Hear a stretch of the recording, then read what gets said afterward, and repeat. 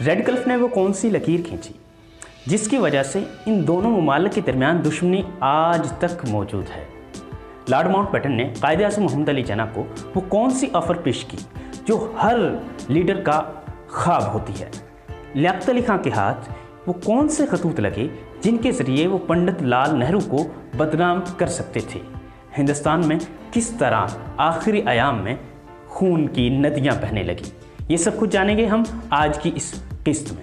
इससे पहले कि हम आगे बढ़ें, अगर अभी तक आपने हमारा चैनल सब्सक्राइब नहीं किया तो इसको सब्सक्राइब कर दें, बेल आइकॉन पर प्रेस करें ताकि हर नई आने वाली वीडियो आप तक बर वक्त पहुँच सके।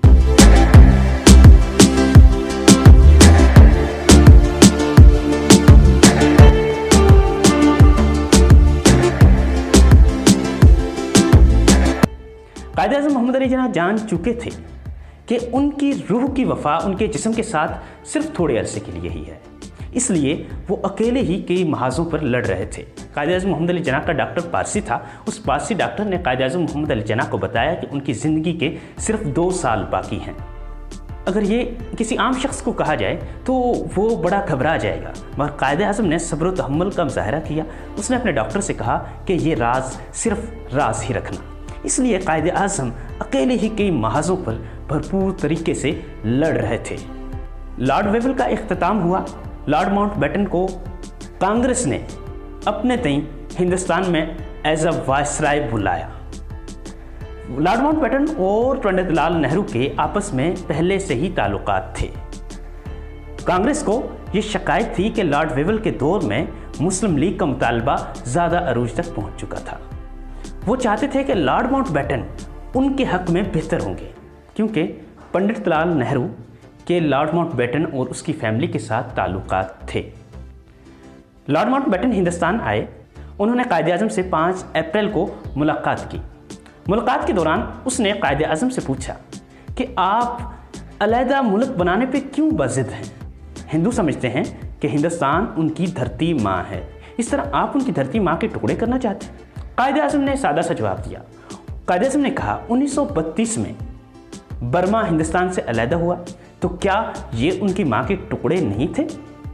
लॉर्ड माउंटबेटन खामोश हो गए। उन्होंने दूसरा सवाल किया। उसने कहा कोई ऐसे ममालिक हैं दुनिया में, कोई और ऐसे ममालिक हैं दुनिया में जिनका हिस्टोरिकल बैकग्राउंड और कल्चर तकरीबन सेम है लेकिन वो अलहदा हों। कायदे आज़म ने कहा मैं आपको कई मिसालें दे सकता हूँ, आप कनाडा और अमेरिका के बारे में क्या कहते हैं। लॉर्ड माउंटबेटन फिर खामोश हो गए। उन्होंने सेक्रेटरी स्टेट ऑफ इंडिया को ख़त में ये तस्लीम किया कि कायदे आज़म ने उन्हें लाजवाब कर दिया है। लियाकत अली खां के हाथ एडविना और पंडित लाल नेहरू के लव अफेयर के हवाले से खतूत लग गए। वो इन खतूत के ज़रिए से पंडित लाल नेहरू को बदनाम कर सकते थे और अपनी बात तस्लीम करवा सकते थे। उन्होंने ये बात कायदे आज़म से डिस्कस की। कायदे आज़म ने लियाकत अली खां को डांट दिया। कायदे आज़म ने अपनी अक्ल व बसीरत के ज़रिए 3 जून 1947 के मंसूबे के तहत अपनी बात को मनवा लिया। सूबों की तकसीम का वक़्त आन पहुंचा। पहले तो 6 सूबों का डायरेक्ट पाकिस्तान में शामिल करने का इरादा था, मगर फिर इनकी पार्टीशन की गई। पंजाब को तकसीम किया गया, बंगाल को तकसीम किया गया। इसके अलावा सिलहट में और बाकी सूबों में रेफरेंडम करवाया गया। सिलहट में रेफरेंडम करवाए, वो पाकिस्तान के हक़ में आया। NWFP में कांग्रेस की हुकूमत थी, डॉक्टर मोहम्मद खान की हुकूमत थी और इसमें मेजॉरिटी मुसलमानों की थी। जब यहाँ पे रेफरेंडम हुआ तो 90% लोगों ने पाकिस्तान के हक़ में वोट दिया, इसलिए NWF भी पाकिस्तान का हिस्सा बन गया। बलूचिस्तान की कमेटी बैठी, उसने पाकिस्तान के हक़ में फ़ैसला दिया। सिंध की असम्बली ने पाकिस्तान के हक़ में फ़ैसला दिया। इस तरह ये सूबे पाकिस्तान में शामिल हो गए। रेडिकल्स ने लॉर्ड माउंटबेटन और कांग्रेस के दबाव में आकर बाउंड्री की जो तकसीम की, इसमें बहुत ज़्यादा नाइंसाफ़ी की। इसने बहुत से वो इलाके जो पाकिस्तान के हिस्से में आने चाहिए थे इंडिया को दे दिए, जिसकी वजह से दोनों ममालिक के दरमियान चिपकलिश आज तक जारी है। पार्टीशन का वक्त आन पहुंचा है। पूरे हिंदुस्तान में आग लग चुकी है। दंगे फसादात अपने अरूज पर पहुंच चुके हैं। गली मोहल्लों में लाशों के ढेर लग चुके हैं। ऐसे में आज़ादी का सूरज तलू होता है। मुसलमान हिंदुस्तान से पाकिस्तान की तरफ हिजरत करते। इस हिजरत के दौरान लाखों लोग कत्ल कर दिए गए, पता नहीं कितनी माँओं बहनों की इज़्ज़ो आबरू लूट ली गई, कई ख़ानदान तबाह कर दिए गए, मगर पाकिस्तान से मोहब्बत का जज्बा अभी भी इन लोगों के दिलों में जिंदा था। खून और आंसुओं का समुंदर पार करते हुए वो पाकिस्तान पहुँचे, मगर जिस पाकिस्तान में ये पहुँचे ये बड़ा खस्ता हाल था। इस खस्ता हाल मुल्क के अंदर न दारुल हुकूमत था, न दारुल हुकूमत को चलाने वाले तजर्बाकार लोग, न फौज थी और ना ही ब्यूरोक्रेसी। लेकिन कायद-ए-आज़म और कायद-ए-आज़म के साथियों की मेहनत ने इस मुल्क को फिर भी कायम व दायम रखा। कायद-ए-आज़म के साथियों की जो कुर्बानियाँ हैं उनको कभी फरामोश नहीं किया जा सकता। लियाकत अली खां की दिल्ली के अंदर कोठी थी, वो कोठी उन्होंने पाकिस्तान एम्बेसी के नाम कर दी।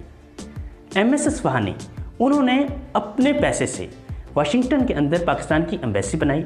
इस तरह राजा गजनफर अली खान ने मास्को के अंदर अपने ही पैसों से पाकिस्तान की एम्बेसी बनाई।